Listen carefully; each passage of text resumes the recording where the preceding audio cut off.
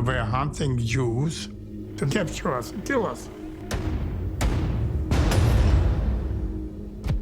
They killed my child and my parents. I was 17 years. We were Jewish boys and girls fighting against the Nazis. Thank you. I'm Randi Boyette. I work for the ADL, and I am also on the screening committee. And I joined the screening committee because I wanted to see new films about the Shoah, about the Holocaust. So Julia, thank you so much for adding to what we really need. And I have to say, I don't know whether you were here, I do not usually sit in movies about the Shoah and hear people laugh in moments. So at the very end, the last survivor, Gertrude, I believe, talked about maybe to tell the story. So I'm going to ask a couple of questions, and then I'm going to open it up to you all. All right, so get your questions together while I ask the first couple. So my question to you is, why did you want to tell this story? How did you decide that this was a story you wanted to tell? That's a great question. You know, I was raised in the United States, and I went to public school, and I guess I learned about the Holocaust mostly. I have survivors in my family, but we didn't talk about things. And I learned about it through popular culture. I mean, we learned about it through Anne Frank, and we learned about it through the American liberation of Auschwitz. And all of that footage was sort of through the American sort of army cinematographer's lens, the child, the hidden child, and then, of course, through the Shoah footage of the Nazis. And, you know, I've spent my career I've been an art activist for over 2 decades. You know, I think my bio was read before. I mean, I've made films about the civil rights and human rights and rock and roll and artistic freedoms and first out, you know, gay poem. You know, it's been a confluence of telling stories of extraordinarily brave people, and yet the Holocaust somehow eluded me as a topic that was inclusive of this extraordinary bravery and resilience. And so I stumbled upon the story of this young girl who dug herself into a ditch and had a grenade and was waiting for the Nazi trains that were headed to the front lines. And I was startled, I was shattered. I was like, who is this? And you know, as this little Jewish Joan of Arc, I wanted to tell her story. And then I learned there were over 25,000 of them. And I thought, all right, now we're talking. And yet I was also really upset.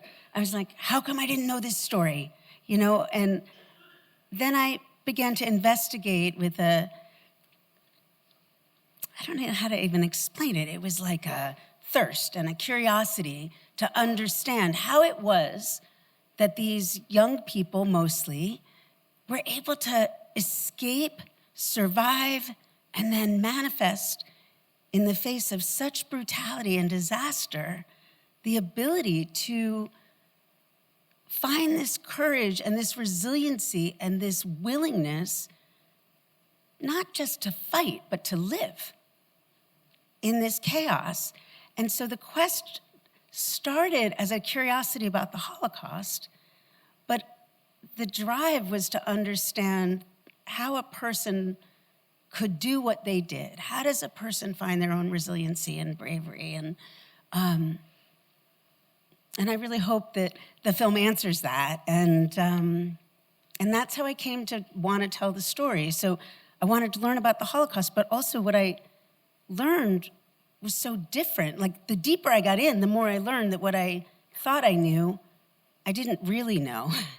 And that all the black and white, excuse the pun, but there was no black and white to the Holocaust. And so the film is all about the gray, you know, understanding all the pieces that lie throughout this story. And so when I started looking at the archival footage through that lens, you know, I'd see people getting on the trains, and early on, I thought, oh, lambs to the slaughter.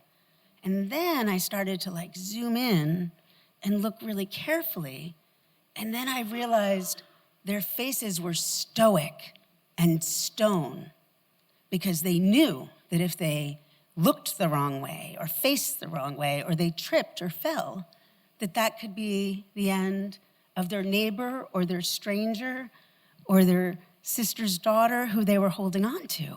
So what I thought was a stillness was actually like unbelievable strength and determination, and I was floored. And I tried to show that, like when the story in the film talks about we, the women, we knew it was a lie. And you look at the way Luba says that, and it's like, how do I live through this? How do I protect my child? And then when I found that photograph of the women and their quite beautiful, very hungry bodies and their stature, I realized that over and again, this was about strength and love and resiliency and a devotion to everyone else. So, you know, at each turn, it just kind of blew up and expanded. And before I knew it, I felt tremendous pride in this experience that had always cloaked itself with some kind of awkwardness or almost like a shame.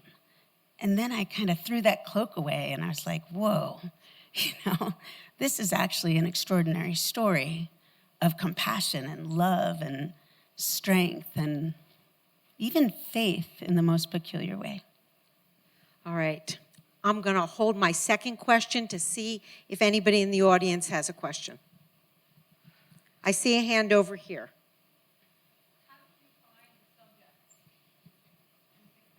Okay, so that's one, and then there's a gentleman 2 rows behind that's going to get the next question. Okay, so Okay. And sorry, Randy, can you Hold just that repeat? thought. Can you just repeat the question? Yeah, I will as I. all right, so answer this one first, and then we'll go to that. I got it. So, you know, one of the questions is often asked, like, how did I find these people? And, you know, I'm a person of deep faith, and I believe sometimes that people find me and stories find us. But, you know, with Mike Stoll, this is a good story. So I heard about Michael. He's the one who jumps from the train. He's silver-haired. He has the blue button-down shirt. And I had heard about Michael, and I got his telephone number, and I called him, and I said, hi, this is Julia. I'm making a documentary. I'd love to speak to you. He said, no, thank you, and hung up. Okay, so I waited a couple months. I called him back. I said, hi, it's Hannah. I'm making a documentary. I'd love to speak with you. He said, no, thank you, hung up. Okay, a couple more months. Hi, it's Sarah. I'm making a documentary. I'd love to speak with you. He said, no, thank you. I was like, oh, come on.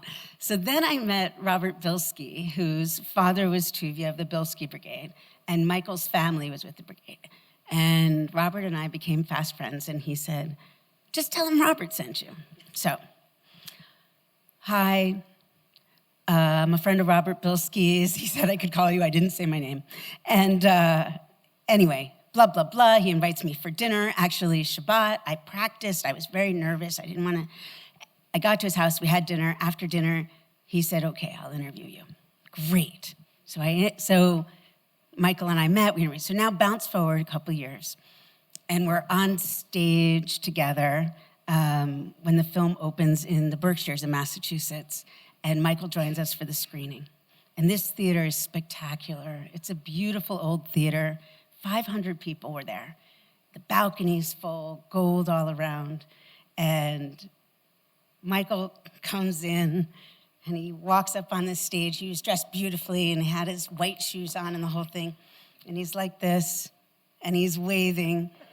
And like the whole entire theater stood up, and you could like feel the gratitude, you know? It was just pouring over, not a dry eye in the house. Everybody was like smiling and crying, and it was really quite something. So anyway, so that was fabulous. And then Michael and I are talking like this on the stage together. And I said, Mike, I have a confession. He said, yeah. And I said, I was Hannah, Deborah, Sarah. And I guess I have Robert Bilski to thank for the interview. And Robert was there, so I was giving him a shout out. And Mike says, no. First of all, I knew it was you. And then he said, I just wasn't ready. So I guess at 92 or whatever it was, he was ready, So sometimes I found people, but they just weren't ready. And sometimes they were.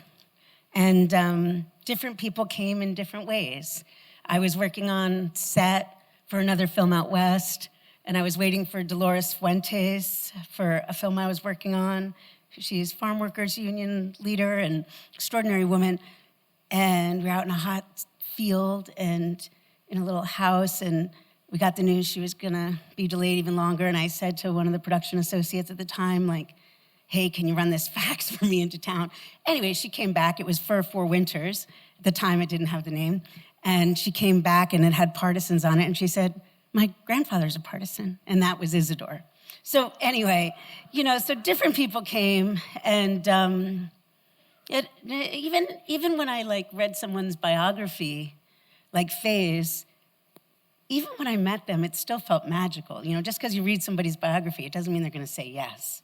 And so it was always pretty fabulous when they said yes, and I got to spend time with them. I interviewed dozens of people. You only met 8 tonight. But the stories of the collective are all represented, and that was the goal of interweaving and making the film in the way that you saw it. We were part of a network of sabotage acts. There were groups living in hundreds of miles of wild territory. The pillow was the rifle, the walls were the trees, and the sky was the roof. I have to behave not as a woman, I have to behave as a soldier. They even had different perspectives on whether they could actually take that physical revenge, right? That you put that nuance in there in the film, I thought was really beautiful. All right. This gentleman, Yes. he needs to have the mic. I hope it's on. Yes, it is. Hi, Randy. I do have a question regarding the audiences that you've shown this to. Which age group resonated most with this movie? Was it young people? People in it's their a great 20s, question. 30s, older? And why? Well, I can't answer the why, because I'm a filmmaker, not a psychologist. I just have no real understanding of the why for certain people. But I can tell you what I can experience from conversations with folks. The film is really quite fascinating. I just got back from an artist in residency in New Hampshire, and I was with high school students there. And we got to show the film, and then I was invited to do a keynote, and then I went into the classrooms. And these high school kids were gobsmacked, It was really very exciting to share the film with them, and they laugh and were empathetic, and the parts of the film that they talked about were, Faye burning down her house. Like, they were completely moved by that and tearful. And that resonated hugely. And, when Isidore says, the baby was alive. We're just 14-year-old boys with the baby. Like, all the kids laugh. And, women have more places to hide weapons than it's like they're really honed into their teenagehood. And, and they love Frank with his, I became a very good shot, Like, they're very... they're sort of very realistic in some ways, even though, who am I to say realist? I got 2 boots on the ground and my head in the stars, and but it just seemed like the things that were concrete in some way, the way the comments were made, the kids really were held onto, and they understood things about the story from a lens that was quite empathic. I think they really identified with the partisans. At first, they're like, oh, who are these old people? And then they really saw them as young people. And I think that was really compelling, and the transition of oral history from one generation to the next is really quite magnificent. And then, okay, we bounce older on college campuses where we've shown the film. It's been really cool. We've gone through the Women's Studies Department and Women in Journalism, and they had to write reviews about the film and what the gals had to say about women's resiliency and feminism and women's roles. And, that was their sort of, they loved that there were women represented and that they got to see women in the Holocaust and they got to see women's journey in this way. I love one of the things that one of the partisans I interviewed said. He said, when I entered the forest, I didn't know women could run so fast, And he was like, I didn't know they were as smart as we were and as good as we were. In fact, they were better. He was really startled by women's capacity because they were living such different lives in his town and in his life. So that's one perspective. And then I've shown the film to film students in Long Island, at Long Island University, and I've lectured about filmmaking. And, they're fascinated by how intimate the interviews can be and how do you get people to tell their story like that? And how do you create that safe space that someone trusts you when they know they're being recorded? And so anybody in the film and media department seems to be fascinated by the interviewing techniques that are employed and the depth and the confession sort of aspect of the filmmaking. So, there's different ways. And then, there's whatever my age is, there's this other age range where I think we're coming to it a little bit more like, what? Huh? How? What? Where? And of course, we love Faye's for code and her taking the pictures. And then, I just feel like it hits different people at different ways based on their ages, but I think what's most important is that it hopefully hits us all the same way in terms of touching our hearts and our souls and our understanding of how absolutely fragile our civil society is and how precious this beautiful democracy is and how important it is that every one of us can find our own courage and our own resilience and our own bravery to stay in our lane and do the right thing. All right. Do we have a question? Yes, over here. Thank you. Ask about the partisan who is the photographer. Has her work been published? Is it in one place? Is it in a book? Were you the first one to make the public aware of it? Please tell us about that incredible resource of information. Yeah. So Faye Schulman lived a very long life. She just recently passed a couple years ago. There's a memoir that was published. And, forwintersfilm.com, if you go there, I believe we have a link, I hope, to Faye's memoir and Frank's memoir and other great books on the subject. And of course, Faye's photographs are in her paperback, or some of them are. As far as a formal publication, I think that's yet to come. And I think it's going to be called Four Winters, the coffee table book or something. I heard a whisper about something. No, I think that there isn't, actually. I'm kind of making a joke, but we are working on a book that will have all of the interviews and many of the photographs that you see. But as far as I know, there isn't a formal publication yet that's out there. Can I ask a follow-up question to his?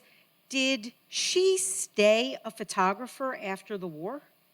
So Faye kept her camera, which is quite interesting. And in her memoir, you can kind of learn about her beautiful life. I know her photographs were precious to her always. When I interviewed people, it's funny, even though I was with Faye for 5 days or whatever it was, I try really hard to stay in the lane of what it is that I'm doing there. Because everybody's life is so complex and interesting. And I could just you're talking to people that are in their 8th decade plus, and I truly try to respect their energy and their resource and kind of want to create this sacred space where we're here to talk about this. And so I really try not to go all over. And I think it is important for them too. You know, it's just sort of, this is why I'm here. It's not about all the other pieces, you know? Their life, right? They're not the whole scope. Yeah. Okay. Yeah, and it also creates a safe space. Like, I'm not there to dissect and pull their stories apart. I mean, you know, that brings me to the vision of the film in that when I interview people, I'm going for two different stories. So you probably noticed this in the film. There's the linear story, which is intact, right? The timeline, the pre-war, the beautiful life, the invasion, and one thing leads to the next. But then there's the other story, which is the soul's journey. And those, to me, are the two stories that exist in the film. And the linear story is that which you see all the time in historic documentary film. But this soul's journey, this very personal journey that was intercut, was really, that was the essence of the film. That, to me, was the most important piece that was offering something new. And not that there's an instruction manual for courage or resiliency, but I was still sort of seeking that curiosity. Like, how was it that journey could take place? And so that soul's journey of desperation and loneliness and witnessing the miracle of your own survival while other people perished, and how a person keeps their faith and spirit in God and humanity and keeps going that's the linear part of the film that held so true and important to me till the very last moment. And, you know, I know it gets a little sort of, again, like 2 feet on the ground and in the stars at the end, but left with that existential question, and yet with what would feel like a concrete answer in a world that's quite slippery. Derail a train. It's beautiful to see it, to be part of it. The braveness, the courage, it grows from you, yes? We wanted to see Hitler with the Nazis defeated and stay alive. 4 years in the woods. That's 4 winters. So Julia will stay for as long as folks want to ask questions, but I want to do maybe 2 more questions, 2 more official questions. So, did you have a question? Well, I was just on that. It's a shame. I think that other questions would be more important. But on the photographer, I kept thinking about her developing, as she said, out there, you know, under a blanket, and how she had like the supplies and everything, but she's had the coat. Yeah, I think that what's one of the fascinating things about what we know historically, right, the Lindblom archive, people buried things in the ground all over. I think it's human instinct. I mean, ultimately, we're probably all part squirrel. And, you know, it's like when you don't know what to do, you bury yourself, you bury your belongings, and somehow the earth becomes a safe place for us. And Faye buried her photographs, the glass plates, under the ground. And then after the war, she retrieved them. And actually, she buried her coat in Europe. She didn't take it with her because it was so iconic. And so she left it there. So yeah, it's an interesting piece of the story. And, you know, it's funny, there's a photograph up here, speaking of burying, and it's a funeral, and they're in the caskets here in the far side. And it was such a shocking photograph. And it's not in the film because it was one of those, like, you know, you talk about drop the mic, right? It was arresting. And I asked Faye why she took this photograph because it seemed so incredibly sad. And yet it was a very happy moment because for them, it was when they finally were strong enough and settled enough that they could build coffins and bury their dead and say prayers.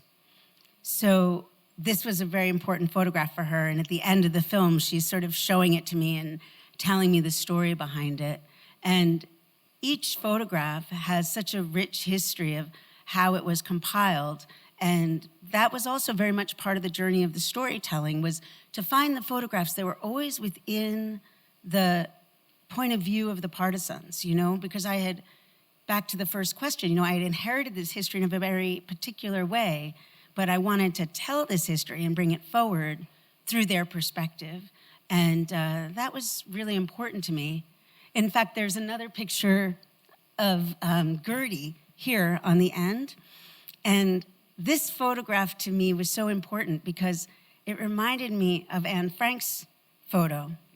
And I just loved the juxtaposition of these young girls and what their journeys were simultaneously during this era.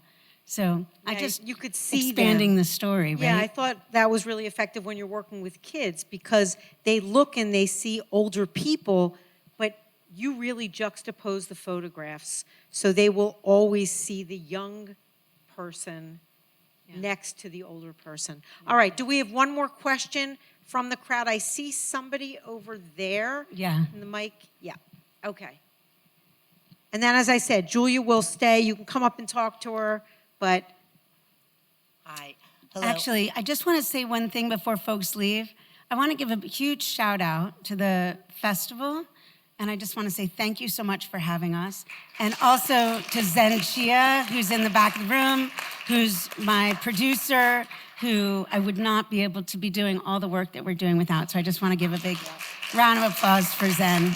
Zen, thank you for everything. All right, now somebody had a question. Yes.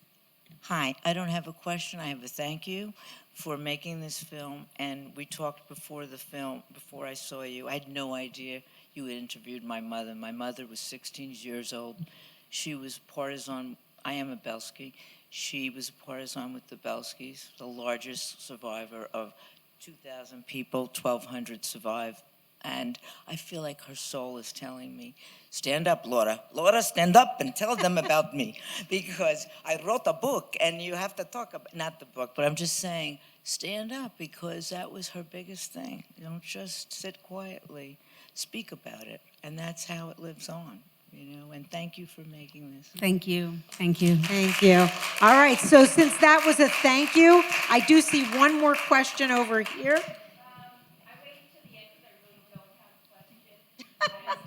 I get outside, they have the things to go. Year and a half or 2 years until I was finally able to see it. My parents and my mother-in-law were all survivors. As a child, my father used to bring me to different places to meet with people. I was always fascinated by their stories. He was a partisan. But I just wanted to put in your mind, I have some testimony from my parents' town in Ustrzyki Dolny Istoryk in Poland. What if these people had been interviewed, like these people were interviewed by Yivo in 47, 48, and they wrote their memoirs down? What would we have instead of Americans telling people like my parents, don't talk about the war is over, nobody's interested in the war. And so we didn't get testimonies till their 70s and 80s and 90s. And that, my friends, is a crime of the American Jews who weren't interested, didn't want to be interested, and wanted to blend in, and now we're seeing the results of that. Do you want to? Yeah, I do. You know, there's something very magical and something very sturdy about telling one story for the final turn. Because I think decades after, people have had their own experience of living with this history. And I had, as you can see, the honor of interviewing these folks. And many of them told me stories that they had never told before, even though they had spoken about the Holocaust in great detail to family members and in other spaces. But when, like Gertie had never told her family about killing her friend. Michael shared with me that he never shared with his family about his leaving his girl on the train. And there's many aspects of what people were able to share with sort of a familial stranger. And I think there's something also very important about the partisans' history that I needed to unravel for myself. Like, why didn't I know this story? How come this story wasn't known? But in the grander telling of the Holocaust, the partisans, that's not the story of the Holocaust, right? The story of the Holocaust is the absolute destruction of civil society, human beings turning against one another, and a genocide of a people that was perpetrated by a government and civilians and the military because people just went rogue. And it's disgusting, and it's a tragedy, and there's no words, it's the Shoah. And so I think the other piece, like, I was really angry that I didn't know this story, and then I realized why. The story of the Holocaust needed to be told and documented, that this happened, because it was so unbelievable. And now, through the portal, through the lens of the partisans, we can tell this story of resiliency that cracks open this horror in a way that the next generations are, and my generation, me, was able to thirst for it and take it in. And you know, one of the greatest joys of this film is I can show a film about the Holocaust and people are leaning in. They're not like pulling back. And I'm seeing that around the world. I mean, I've shown this film in Slovenia where I've been met by swastikas spray painted on the doors. And we just got back from Paris where outside the theater, we were guarded with military, like soldiers with machine guns to make sure that, you know, I wasn't hurt when I received this award. And we've been in Texas and Las Vegas and Santa Cruz. And why? Because people want to hear about this now and they want to know about it.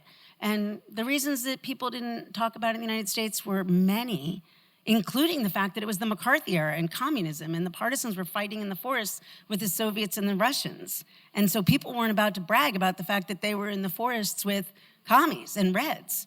And they knew that the world around them and their peers and their new neighbors in this new land wouldn't take to that. So there was also a sense of self-protection.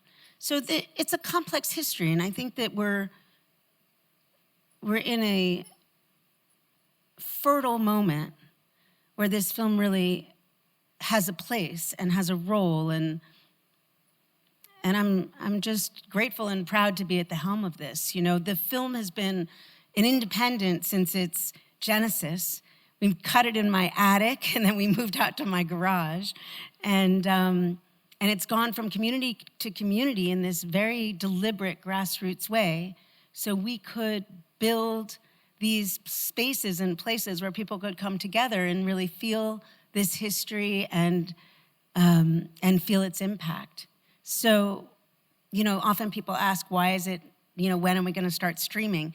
And the reality is we're going to keep doing this. We're going to keep creating spaces and supporting film festivals and independent theaters and going on college campuses and communities and building this connectivity.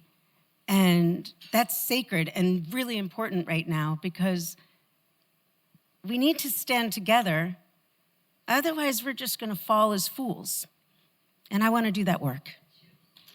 Thank you so much for the work that you did. Thank you all for hanging out with us. And Julia will hang out down at the bottom if you want to have more questions. Good night, everybody.